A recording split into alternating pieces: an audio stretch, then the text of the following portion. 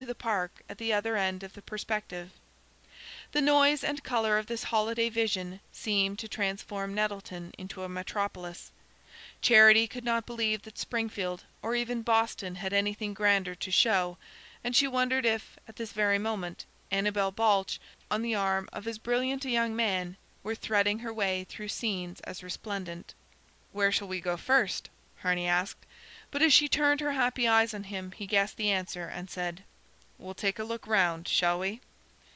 The street swarmed with her fellow travellers, with other excursionists arriving from other directions, with Nettleton's own population, and with the mill hands trooping in from the factories on the Cruston. The shops were closed, but one would scarcely have noticed it, so numerous were the glass doors swinging open on saloons, on restaurants, on drug-stores gushing from every soda-water tap, on fruit and confectionery shops stacked with strawberry cake, cocoanut drops, trays of glistening molasses candy, boxes of caramels and chewing gum, baskets of sodden strawberries, and dangling branches of bananas. Outside of some of the doors were trestles with banked-up oranges and apples, spotted pears and dusty raspberries, and the air reeked with the smell of fruit and stale coffee, beer and sarsaparilla and fried potatoes. Even the shops that were closed offered, through wide expanses of plate glass, hints of hidden riches.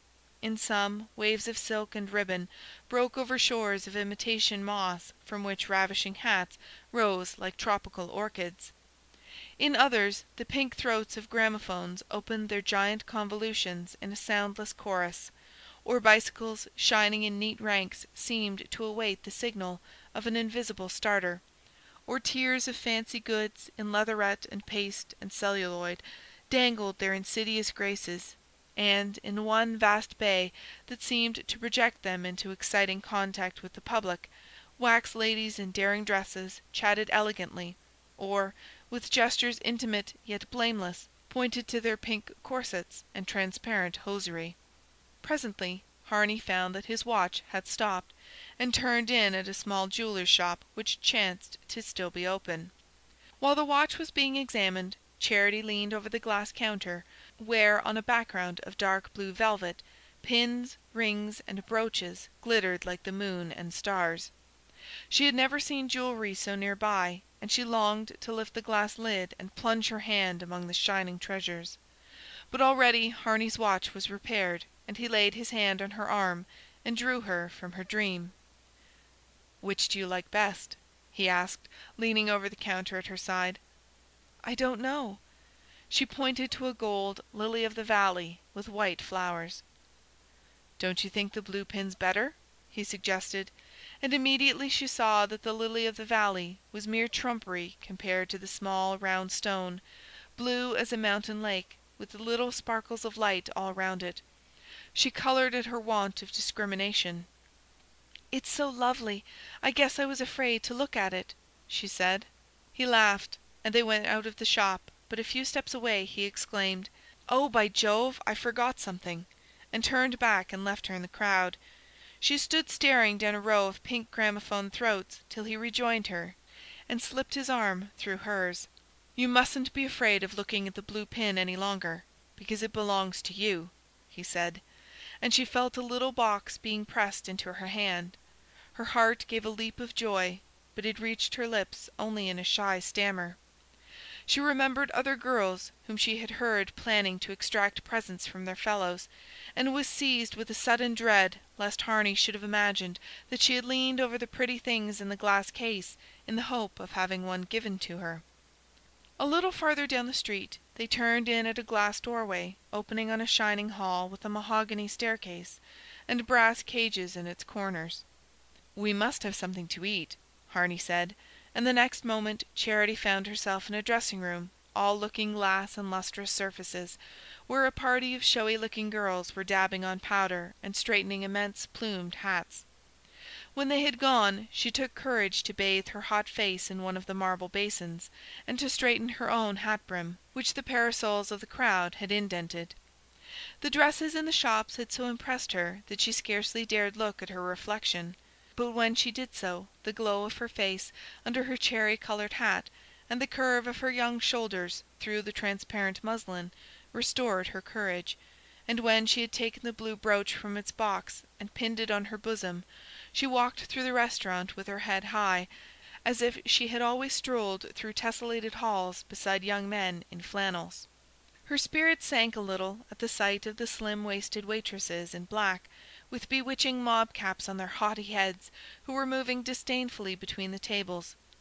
"Not for another hour," one of them dropped to Harney in passing, and he stood doubtfully glancing about them. "Oh, well, we can't stay sweltering here," he decided. "Let's try somewhere else." And with a sense of relief, Charity followed him from that scene of inhospitable splendor. That "somewhere else" turned out, after more hot tramping and several failures, to be of all things a little open-air place in a back street that called itself a French restaurant, and consisted in 2 or 3 rickety tables under a scarlet runner, between a patch of zinnias and petunias and a big elm bending over from the next yard. Here they lunched on queerly flavoured things, while Harney, leaning back in a crippled rocking-chair, smoked cigarettes between the courses, and poured into Charity's glass a pale yellow wine, which he said was the very same one drank in just such jolly places in France. Charity did not think the wine as good as sarsaparilla, but she sipped a mouthful for the pleasure of doing what he did, and of fancying herself alone with him in foreign countries. The illusion was increased by their being served by a deep-bosomed woman with smooth hair and a pleasant laugh, who talked to Harney in unintelligible words, and seemed amazed and overjoyed at his answering her in kind. At the other tables other people sat, mill hands probably, homely but pleasant-looking, who spoke the same shrill jargon, and looked at Harney and Charity with friendly eyes, and between the table legs a poodle with bald patches and pink eyes nosed about for scraps, and sat up on his hind legs absurdly. Harney showed no inclination to move, for hot as their corner was, it was at least shaded and quiet, and from the main thoroughfares came the clanging of trolleys, the incessant popping of torpedoes, the jingle of street organs, the bawling of megaphone men, and the loud murmur of increasing crowds. He leaned back, smoking his cigar, patting the dog, and stirring the coffee that steamed in their chipped cups. "It's the real thing, you know," he explained, and Charity hastily revised her previous conception of the beverage. They had made no plans for the rest of the day, and when Harney asked her what she wanted to do next, she was too bewildered by rich possibilities to find an answer. Finally she confessed that she longed to go to the lake, where she had not been taken on her former visit, and when he answered, "Oh, there's time for that. It will be pleasanter later," she suggested seeing some pictures like the ones Mr. Miles had taken her to.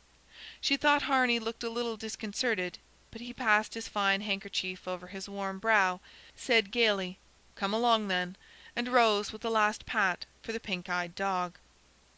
Mr. Miles's pictures had been shown in an austere Y.M.C.A. hall, with white walls and an organ, but Harney led Charity to a glittering place, everything she saw seemed to glitter, where they passed, between immense pictures of yellow-haired beauties stabbing villains in evening dress, into a velvet-curtained auditorium packed with spectators to the last limit of compression.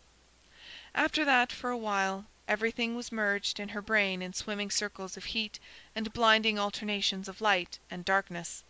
All the world has to show seemed to pass before her in a chaos of palms and minarets, charging cavalry regiments, roaring lions, comic policemen, and scowling murderers, and the crowd around her, the hundreds of hot, sallow, candy-munching faces, young, old, middle-aged, but all kindled with the same contagious excitement, became part of the spectacle, and danced on the screen with the rest.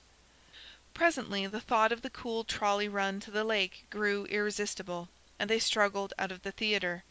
As they stood on the pavement, Harney pale with the heat, and even Charity a little confused by it, a young man drove in an electric runabout with a calico band bearing the words, $10 to take you round the lake.